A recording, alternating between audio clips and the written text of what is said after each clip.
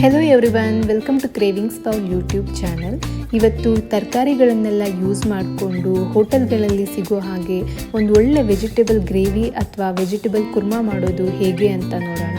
ಇದು ಚಪಾತಿ, ಪೂರಿ ಮತ್ತು ಗೀ ರೈಸ್ ಅಥವಾ ರೈಸ್ಗೆ ಒಂದು ಒಳ್ಳೆ ಕಾಂಬಿನೇಷನ್ನು. ಇದನ್ನು ಮಾಡೋದು ತುಂಬಾ ಸುಲಭ. ಸೊ ಬನ್ನಿ ಇದನ್ನು ಹೇಗೆ ಮಾಡೋದು ಅಂತ ನೋಡೋಣ.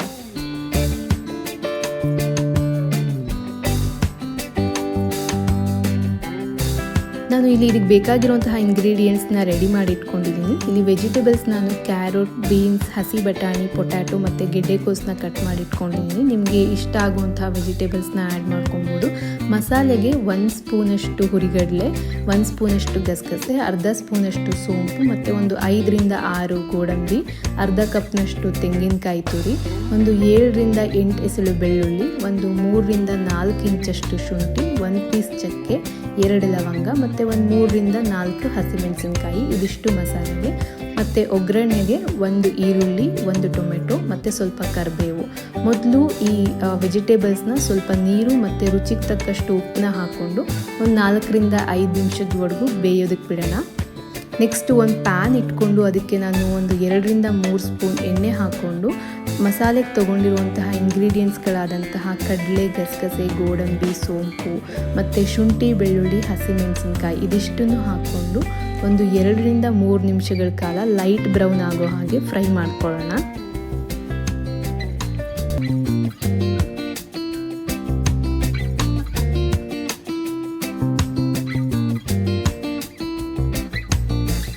ಇದೆಲ್ಲನೂ ಸ್ವಲ್ಪ ಹೊತ್ತು ಫ್ರೈ ಆದಮೇಲೆ ಕೊನೆಯಲ್ಲಿ ಸ್ಟವ್ ಆಫ್ ಮಾಡಿಕೊಂಡು ತೆಂಗಿನಕಾಯಿ ತುರಿ ಹಾಕ್ಕೊಳ್ಳೋಣ. ಅದೇ ಬಿಸಿನಲ್ಲೇ ಸ್ವಲ್ಪ ಹೊತ್ತು ಫ್ರೈ ಮಾಡ್ಕೊಳ್ಳೋಣ. ಇದು ಸ್ವಲ್ಪ ಹೊತ್ತು ತಣ್ಣಗಾದ್ಮೇಲೆ ಇದನ್ನು ಒಂದು ಮಿಕ್ಸಿ ಬಟ್ಲಿಗೆ ಹಾಕ್ಕೊಳ್ಳೋಣ.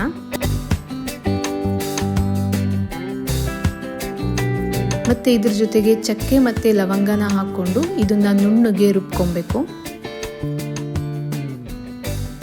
ನೋಡಿ, ಈ ರೀತಿ ನಾನು ಇದನ್ನು ನುಣ್ಣಗೆ ರುಬ್ಬಿಟ್ಕೊಂಡಿದ್ದೀನಿ.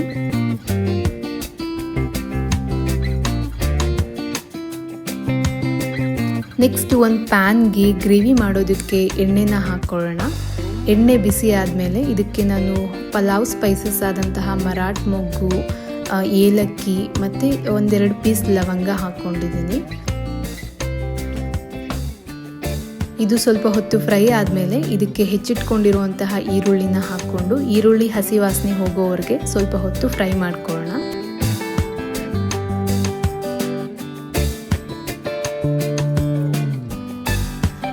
ಈರುಳ್ಳಿ ಸ್ವಲ್ಪ ಹೊತ್ತು ಫ್ರೈ ಆದಮೇಲೆ ಇದಕ್ಕೆ ನಾನು ಟೊಮೆಟೊನ ಆ್ಯಡ್ ಮಾಡ್ಕೊತಾ ಇದ್ದೀನಿ. ಟೊಮೆಟೊನೂ ಕೂಡ ಸ್ವಲ್ಪ ಹೊತ್ತು ಎಣ್ಣೆಯಲ್ಲಿ ಫ್ರೈ ಮಾಡ್ಕೊಳ್ಳೋಣ, ಸಾಫ್ಟ್ ಆಗೋ ಹಾಗೆ.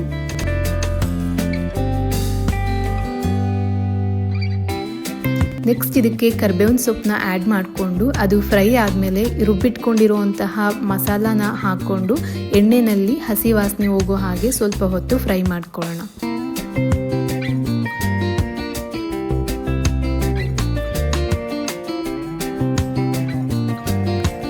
ಇದು ತಳ ಹಿಡಿತಿದೆ ಅಂತಂದರೆ ಇದಕ್ಕೆ ಸ್ವಲ್ಪ ನೀರನ್ನ ಆ್ಯಡ್ ಮಾಡಿಕೊಂಡು ನೀಟಾಗಿ ಫ್ರೈ ಮಾಡ್ಕೊಳ್ಳೋಣ.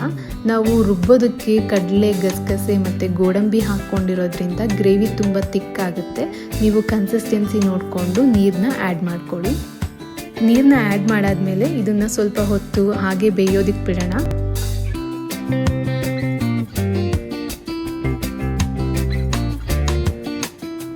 ಮಸಾಲೆ ಲೈಟಾಗಿ ಕುದಿ ಬರೋದಕ್ಕೆ ಶುರು ಆದಮೇಲೆ ಇದಕ್ಕೆ ಒಂದು ಅರ್ಧ ಚಮಚದಷ್ಟು ಧನಿಯಾ ಪುಡಿ ಮತ್ತು ಒಂದು 1/4 ಚಮಚದಷ್ಟು ಅಚ್ಕಾರದ ಪುಡಿ ಹಾಕ್ಕೊಂಡು ನೀಟಾಗಿ ಮಿಕ್ಸ್ ಮಾಡ್ಕೊಳ್ಳೋಣ.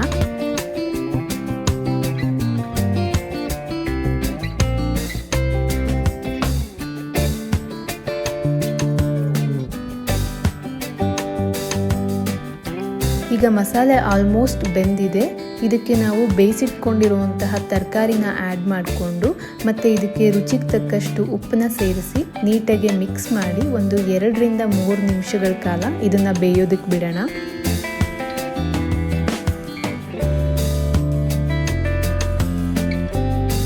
ಗ್ರೇವಿ ತಣ್ಣಗಾದ್ಮೇಲೆ ಗಟ್ಟಿ ಆಗುತ್ತೆ ಅಂತ ಹೇಳಿ ನಾನು ತರಕಾರಿ ಬೇಯಿಸಿದ ನೀರನ್ನು ಕೂಡ ಆ್ಯಡ್ ಮಾಡ್ಕೊಂಡಿದ್ದೀನಿ. ಇದನ್ನು ಒಂದು 2 ರಿಂದ 3 ನಿಮಿಷಗಳ ಕಾಲ ನೀಟಾಗಿ ಕುದಿಯೋದಕ್ಕೆ ಬಿಡೋಣ. ಈಗ ರುಚಿಯಾದಂತಹ ವೆಜಿಟೇಬಲ್ ಗ್ರೇವಿ ರೆಡಿ ಆಗಿದೆ. ಇದನ್ನು ಒಂದು ಬೌಲ್ಗೆ ಸರ್ವ್ ಮಾಡ್ಕೊಳ್ಳೋಣ.